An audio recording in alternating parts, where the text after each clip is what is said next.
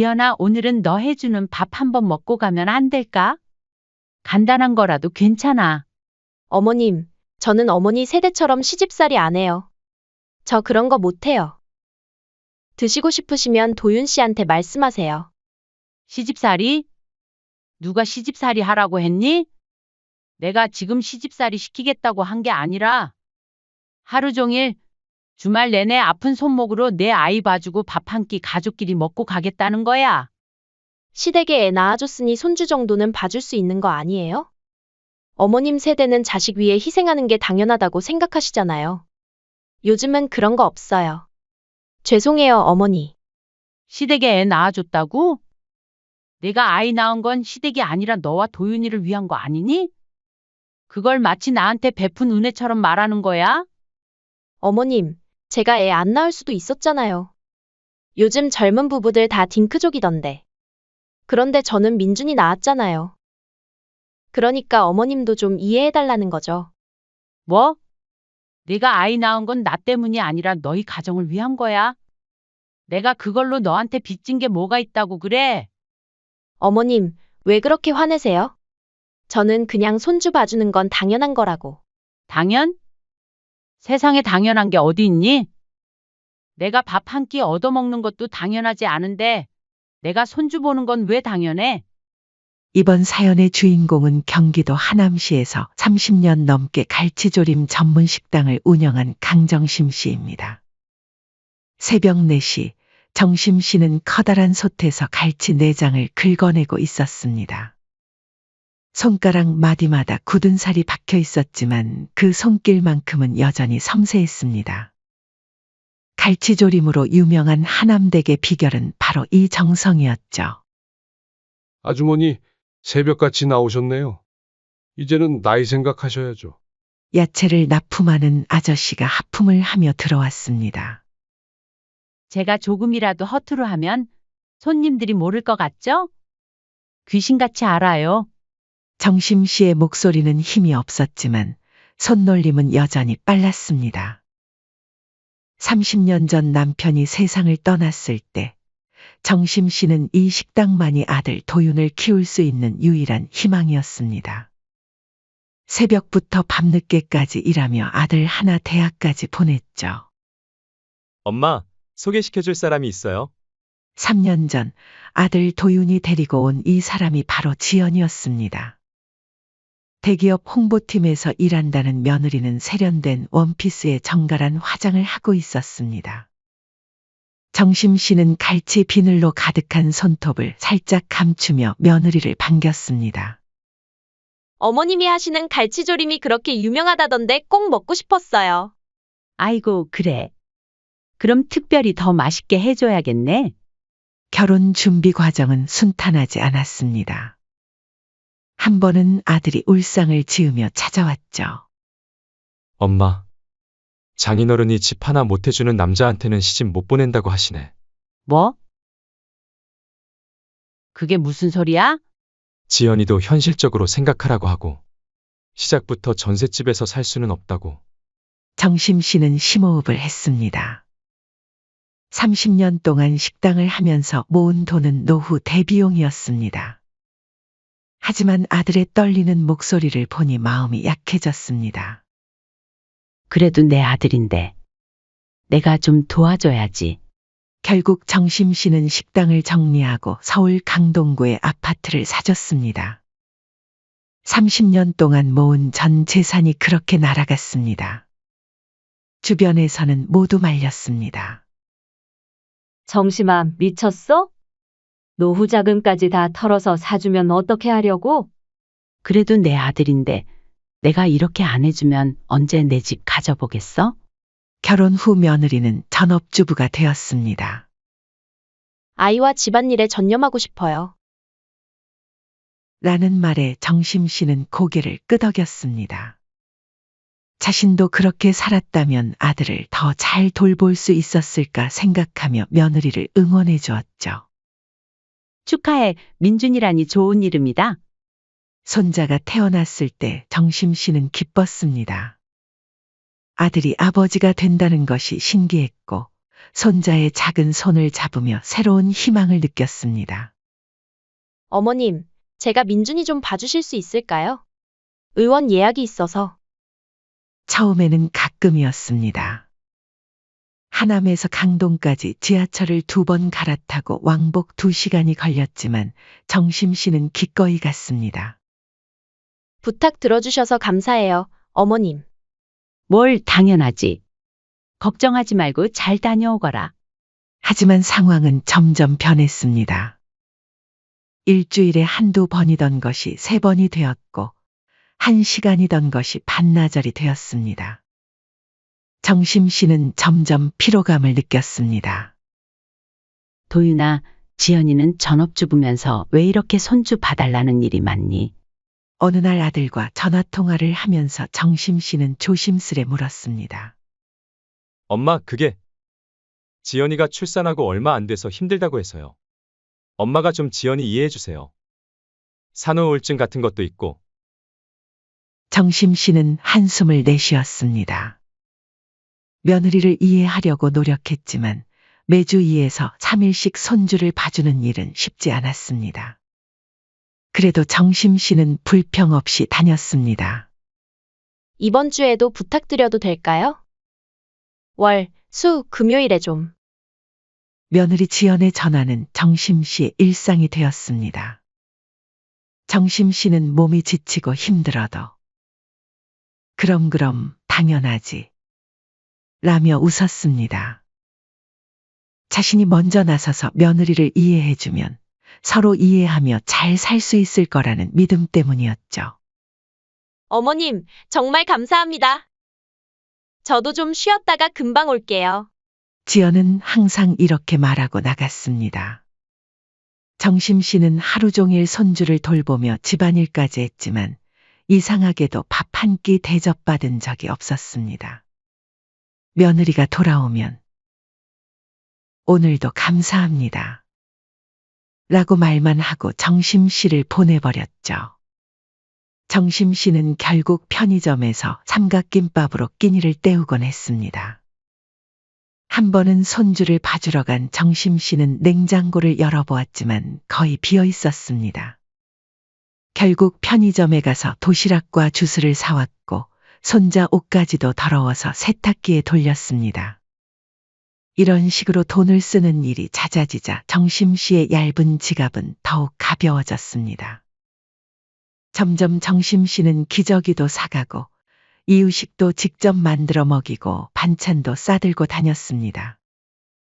해가 저물어 지하철을 탈 때면 정심 씨는 피곤함에 절로 눈이 감겼습니다. 집에 도착하면 이미 밤 9시가 넘어 있었고 지친 몸을 이끌고 스스로 저녁을 챙겨 먹어야 했습니다.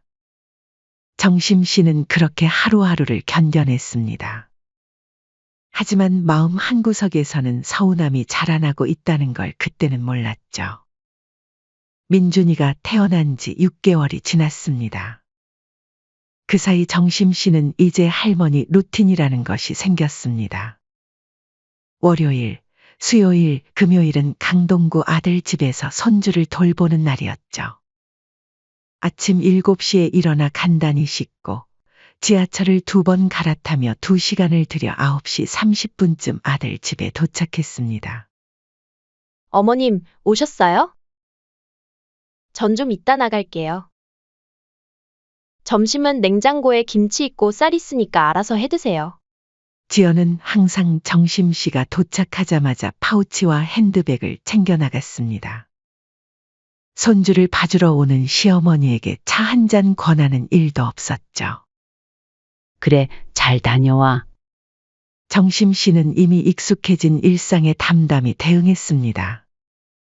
처음에는 바쁜가 보다라고 생각했지만 이제는 그냥 그러려니 했습니다. 아들 도윤은 출근하고 없었고 며느리는 전업주부라면서도 항상 바빴습니다. 우리 민준이 할머니 왔네? 오늘 뭐 하고 놀까? 정심 씨는 손주를 품에 안으며 웃었습니다. 민준이의 웃는 모습은 어릴 적 도윤이와 똑같았습니다. 아직 말을 못하는 민준이었지만 두 눈을 동그랗게 뜨고 할머니를 보는 모습이 정심 씨의 마음을 녹였습니다. 오전 내내 정심 씨는 손주와 놀아주고 이유식을 먹이고 기저귀를 갈았습니다. 그러다 문득 아이 기저귀가 마지막 한 장임을 발견했습니다. 어머, 기저귀가 떨어졌네. 정심 씨는 민준이를 안고 근처 마트에 가서 기저귀를 샀습니다. 살 때마다 느끼는 거지만 기저귀는 참 비쌌습니다. 정심 씨의 얇은 지갑에서 10,000원짜리 2장이 나갔습니다. 민준아, 할머니가 맛있는 이유식 해줄게. 집에 돌아와 정심 씨는 냉장고를 열어보았습니다. 안에는 시든 채소 몇 개와 먹다 남은 배달음식 통이 전부였습니다. 결국 정심 씨는 자신이 싸온 당근과 감자로 이유식을 만들었습니다. 며느리가 준비해둔 건 아무것도 없었습니다. 어머님, 요즘은 시부모랑 너무 가깝게 지내는 거 안 좋아요. 서로 거리 두는 게 예의래요. 어느 날 지연이 갑자기 꺼낸 말이었습니다. 그날따라 정심 씨는 민준이를 돌보다 잠시 쉬고 싶어 며느리에게 차 한 잔 마시자고 했더니 돌아온 대답이었죠. 그래? 요즘은 그런가 보구나. 정심 씨는 당황했지만 표현하지 않았습니다. 자신이 너무 오래 머무르는 게 부담스러웠나 생각하며 서둘러 집으로 돌아갔습니다. 하지만 그 다음 날 휴대폰이 울렸습니다.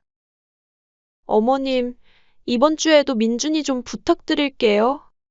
이번 주는 약속이 많아서요. 며느리의 말이었습니다. 정심 씨는 이해할 수 없었습니다. 어제는 거리를 두자더니 오늘은 또 손주를 봐달라고 하는 모순된 행동이었습니다. 도움이 필요할 때만 시댁이고 불편한 일이 생기면 남보다 더 먼 존재가 되었습니다. 정심 씨는 자신의 삶을 내려두고 또다시 며느리의 부탁을 들어주었습니다. 이제는 일주일에 3일이 넘게 손주를 봐주었습니다. 민준이가 태어난 지 10개월이 될 무렵 정심 씨의 피로감은 극에 달했습니다. 매주 지하철을 타고 왕복 4시간을 소비하는 일은 육체적으로도 힘들었지만 정신적으로 더 고통스러웠습니다. 어머님, 이번 주말에도 좀 봐주실 수 있어요? 친구들이랑 제주도 가기로 했거든요. 며느리의 전화에 정심 씨는 잠시 말을 잃었습니다.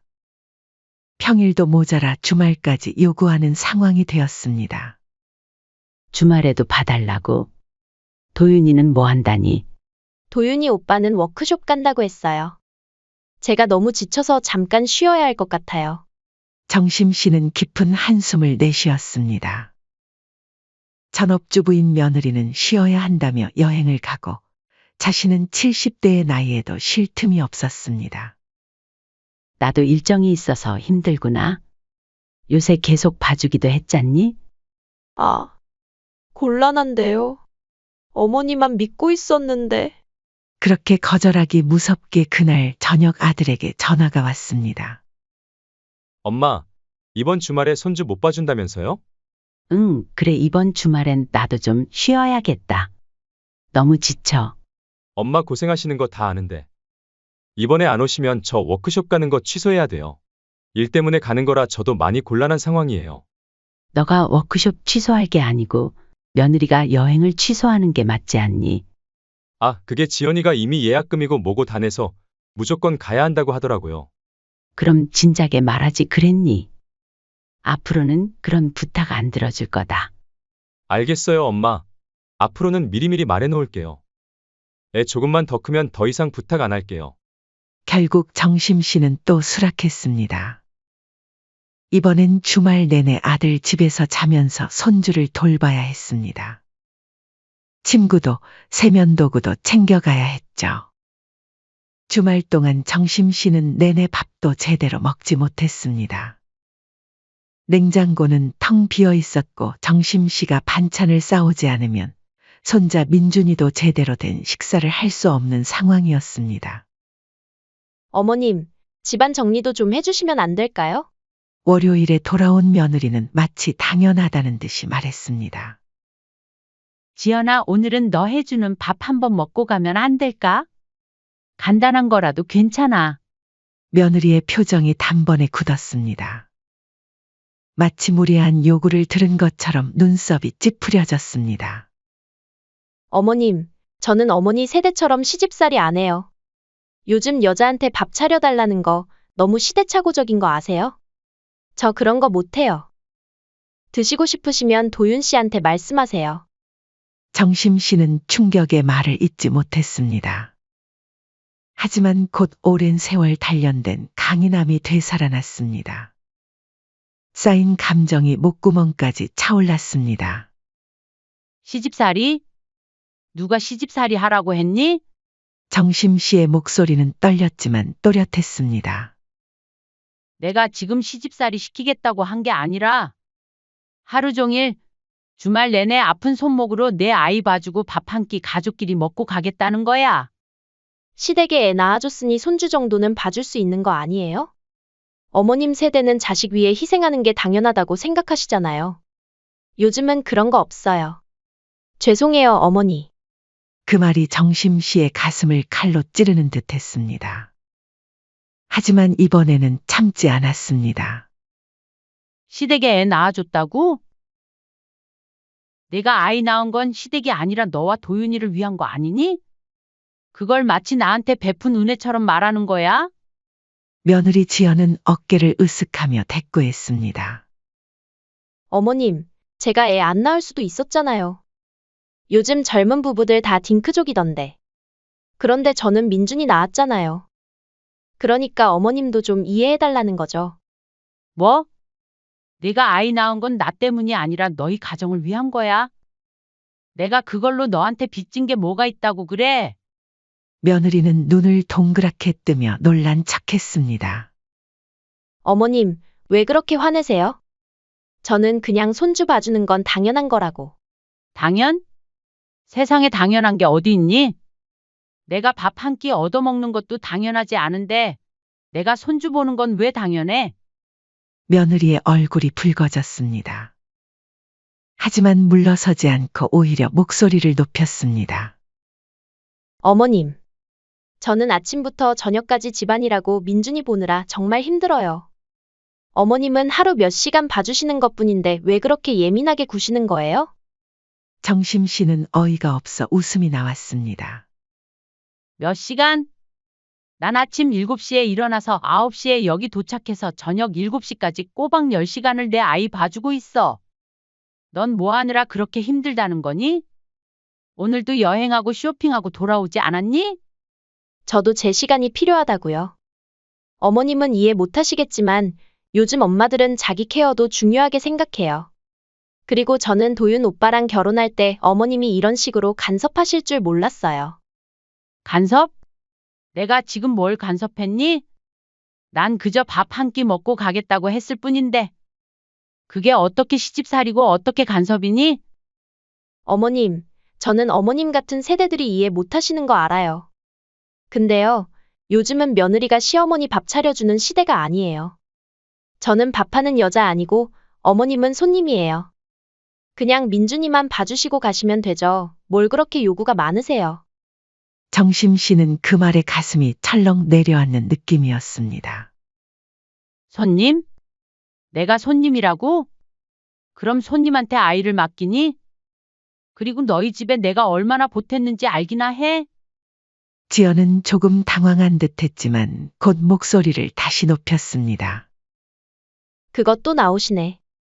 어머님, 저희 집 사주신 건 감사하지만 그게 저한테 평생 빚진 것처럼 얘기하시면 너무 부담스러워요. 그건 어머님과 도윤 오빠 사이의 문제지. 저랑은 상관없어요. 뭐라고? 정심 씨는 자신의 귀를 의심했습니다. 어머님, 저는 도윤 오빠랑 결혼한 거지 어머님이랑 결혼한 게 아니에요. 저는 며느리로서 할 일을 다 하고 있어요. 민준이 보게 해드리잖아요. 보게 해준다고? 내가 나한테 부탁해서 내가 봐주는 거야. 그것도 아픈 몸을 이끌고? 며느리 지연은 눈을 굴리며 한숨을 내쉬었습니다. 어머님, 정말 피곤하게 구시네요. 저도 요즘 정말 지쳐 있어요. 다른 친구들은 시댁에서 육아도 도와주고 용돈도 주고 그러는데 저는 정말 불쌍해요. 정심 씨는 그 말에 완전히 폭발했습니다. 불쌍? 내가? 내가 30년 장사해서 모은 돈으로 너희 집 사주고 일주일에 3번씩 손주 봐주고 기저귀에 이유식에 옷까지 사가는데도 불쌍하다고? 그럼 나는 뭐야? 난 지금 노후 자금도 없이 월세방에 살고 있는데. 지연은 입술을 삐죽 내밀며 투정 부렸습니다. 어머님, 자꾸 그런 식으로 돈 얘기하시면 정말 서운해요. 그럼 저희가 어머님 용돈이라도 드릴까요? 그게 목적이셨어요? 정심 씨는 충격의 말을 잇지 못했습니다. 자신의 진심을 이렇게까지 모욕하다니. 그때 손목에 통증이 다시 찌릿하게 느껴졌습니다. 지연아, 난 단 한 번도 너희한테 돈을 바란 적 없어. 그저 오늘처럼 아픈 몸으로 와서 손주 봐주고 밥 한 끼 대접받는 것, 그게 그렇게 큰 무리였니? 며느리 지연은 눈을 동그랗게 뜨고 되물었습니다. 그게 뭐가 중요한데요? 어머님, 저도 요리 잘 못해요. 그냥 편의점 도시락이나 사드릴까요? 아니면 배달시켜드려요? 자랑이다. 됐어. 정심 씨는 단호하게 말을 끊었습니다. 그리고 가방을 들고 일어섰습니다. 이제 다 알겠다. 넌 내가 한 일을 전혀 고맙게 생각하지 않는구나. 밥 한 끼 차려주는 것조차 그렇게 큰 부담이라면 내가 너희 집에 올 이유도 없겠네. 어머님, 왜 자꾸 그렇게 극단적으로 말씀하세요? 저는 그냥 그만. 더 이상 듣고 싶지 않아. 내가 원하는 건 그냥 밥 한 끼였는데. 이제 다 알았으니까 앞으로 다시는 손주 봐달라고 전화하지 마. 정심 씨는 떨리는 걸음으로 현관문을 향해 걸어갔습니다. 어머님. 그럼 민준이는 어떡해요? 저 내일 모레도 약속이 있는데. 정심 씨는 문 앞에서 잠시 멈춰 섰습니다. 그리고 빙그레 웃으며 돌아보았습니다. 그건 내 문제지. 내 문제는 아니야. 지연아, 넌 나한테 손님이라고 했잖아. 손님은 이제 돌아간다. 문이 닫히는 소리가 아파트에 울려 퍼졌습니다. 정심 씨는 복도에 서서 깊게 숨을 들이마셨습니다. 30년 동안 참아온 감정이 한꺼번에 터져나온 것 같았습니다. 하지만 이상하게도 마음이 가벼워졌습니다. 그래, 이제는 나도 남이다. 며칠 후 정심 씨는 가방에 중요한 서류들을 챙겨 넣었습니다. 오랜 망설임 끝에 내린 결정이었습니다. 서류 가방을 들고 부동산으로 향했습니다. 정심씨, 정말 파시는 거예요? 아드님도 동의하셨습니까? 부동산 중개사의 물음에 정심 씨는 담담하게 고개를 끄덕였습니다. 내 소유 이름으로 된 집이에요. 내가 결정할 일이죠? 강동구 신축 아파트면 매물 나오자마자 팔릴 겁니다. 가격은 어떻게 생각하고 계세요? 정심 씨는 이미 시세를 알아본 상태였습니다. 아파트를 구입했을 때보다 가격이 많이 올랐더군요. 금액을 말하자 중개사는 만족스러운 표정을 지었습니다. 좋습니다. 오늘 매물 올리고 내일부터 보여드릴게요. 부동산에서 나온 정심 씨는 휴대폰을 꺼내 아들에게 전화를 걸었습니다. 통화음이 3번 울리고 나서야 도윤이 전화를 받았습니다. 엄마, 무슨 일이야? 나 지금 회사라. 그 집 정리할 거야. 민준이도 앞으로는 안 볼 거니 그리 알 거라. 말을 끝내고 전화를 끊었습니다. 몇 초 후 다시 휴대폰이 울렸지만 정심 씨는 받지 않았습니다. 평소 며느리 눈치를 보며 말 한마디 제대로 못하던 아들이었으니까요. 집으로 돌아가는 길, 정심 씨는 카페에 들어가 따뜻한 커피 한 잔을 주문했습니다. 창가 자리에 앉아 천천히 커피를 마시며 생각에 잠겼습니다. 30년간의 장사를 통해 모은 돈으로 아들에게 사준 집. 그 집을 팔겠다는 결정이 쉽지는 않았습니다. 하지만 며느리의 태도는 정심 씨의 마음에 깊은 상처를 남겼습니다. 휴대폰이 또다시 울렸습니다. 이번에는 며느리 지연이었습니다. 정심 씨는 잠시 망설이다 전화를 받았습니다. 어머님, 도대체 무슨 생각이세요? 집을 파시겠다고요?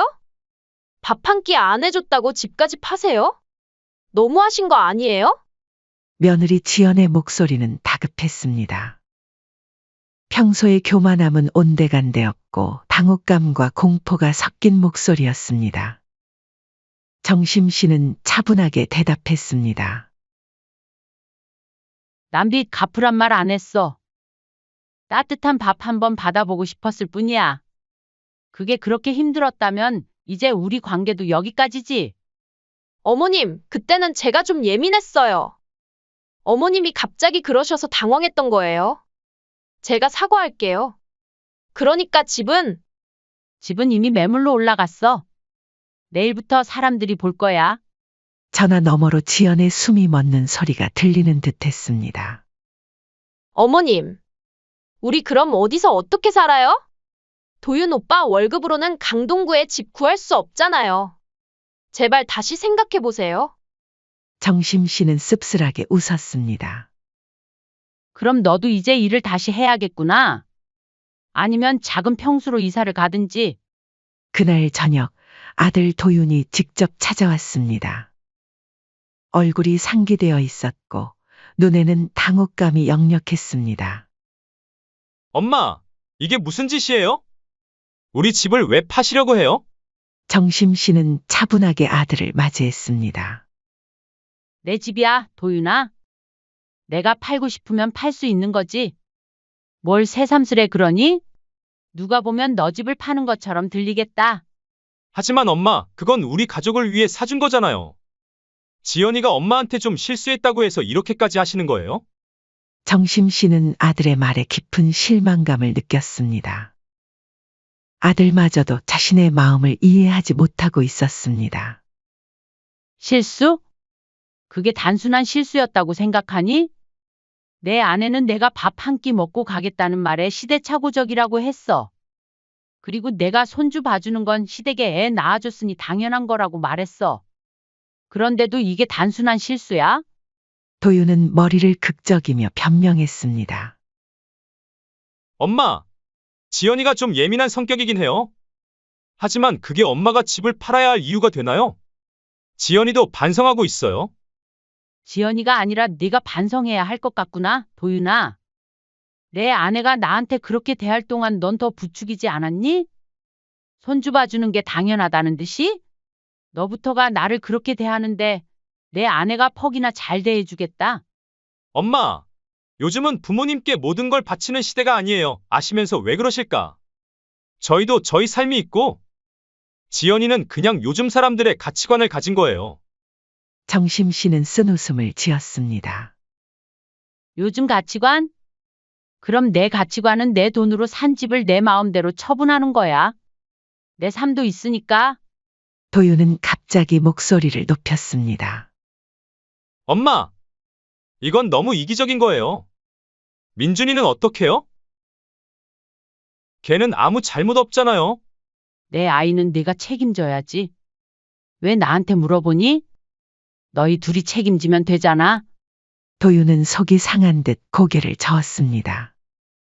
엄마, 전 항상 엄마가 현명하고 따뜻한 분이라고 생각했어요. 근데 이건 정말 실망이에요. 정심 씨는 그 말에 가슴이 아팠지만 더 이상 물러설 수 없었습니다. 나도 너한테 실망했다, 아들아. 내가 내 마음을 이해해 주길 바랐는데. 하지만 이제 알겠구나. 너희에게 난 그저 손주 봐주고 돈 주는 사람일 뿐이었던 거지. 도윤은 문 앞에서 마지막으로 한마디를 던졌습니다. 지연이 말이 맞았나 봐요. 엄마 세대는 정말 이해하기 힘들어요. 다른 친구 부모님들은 다 도와주고 그러는데 정심 씨는 더 이상 듣지 않았습니다. 문을 닫고 혼자 남은 집에서 정심 씨는 깊은 숨을 내쉬었습니다. 아픔이 있었지만 동시에 해방감도 느꼈습니다. 30년 동안 모든 것을 희생하며 참아왔던 시간이 이제 끝났습니다. 사흘 후 아파트의 적정 가격을 제시한 매수자가 나타났습니다. 계약을 마치고 나오면서 정심 씨는 하남 시내에 있는 작은 전셋집을 계약했습니다. 30년 넘게 살았던 하남이었기에 정이 들었고 아직 가끔 들르는 옛 식당 단골들도 있었습니다. 이사하는 날 지연에게서 문자가 왔습니다. 어머님, 정말 이러실 거예요? 저희는 이제 어떻게 살아요? 민준이는 어쩌라고요? 정심 씨는 답장을 보내지 않았습니다. 대신 오래된 앨범을 꺼내 젊었을 때 사진들을 보았습니다. 갈치조림 식당을 처음 열었을 때의 사진, 도윤이 어렸을 때 사진. 많은 기억들이 담긴 사진들이었습니다. 이제는 내 인생을 살 차례야. 정심 씨는 하남의 작은 전셋집에서 새로운 생활을 시작했습니다. 아들 부부와의 연락은 끊겼고 정심 씨는 그동안 하지 못했던 일들을 하나씩 해나갔습니다. 동네 복지관에서 요리 봉사도 하고 오랫동안 가보고 싶었던 곳들도 여행했습니다. 30년 묶여있던 삶에서 벗어나 진정한 자유를 느꼈습니다. 이 세상에는 정심 씨처럼 자식을 위해 모든 것을 희생하는 부모들이 많습니다. 때로는 그 희생이 당연하게 여겨지고 때로는 더 많은 것을 요구받기도 합니다. 하지만 부모도 한 사람의 인간이며 그들에게도 존중받을 권리가 있습니다. 가족 간의 관계는 일방적인 희생이 아닌 서로에 대한 배려와 감사함으로 이어져야 합니다. 진정한 가족은 힘들 때 서로 돕고 기쁠 때 함께 기뻐하는 것이니까요. 밥 한 끼의 의미는 단순한 음식이 아니라 그 안에 담긴 마음입니다. 정심 씨가 원했던 것은 화려한 음식이 아니라 따뜻한 마음이었습니다. 때로는 작은 배려가 큰 선물보다 더 값질 수 있습니다.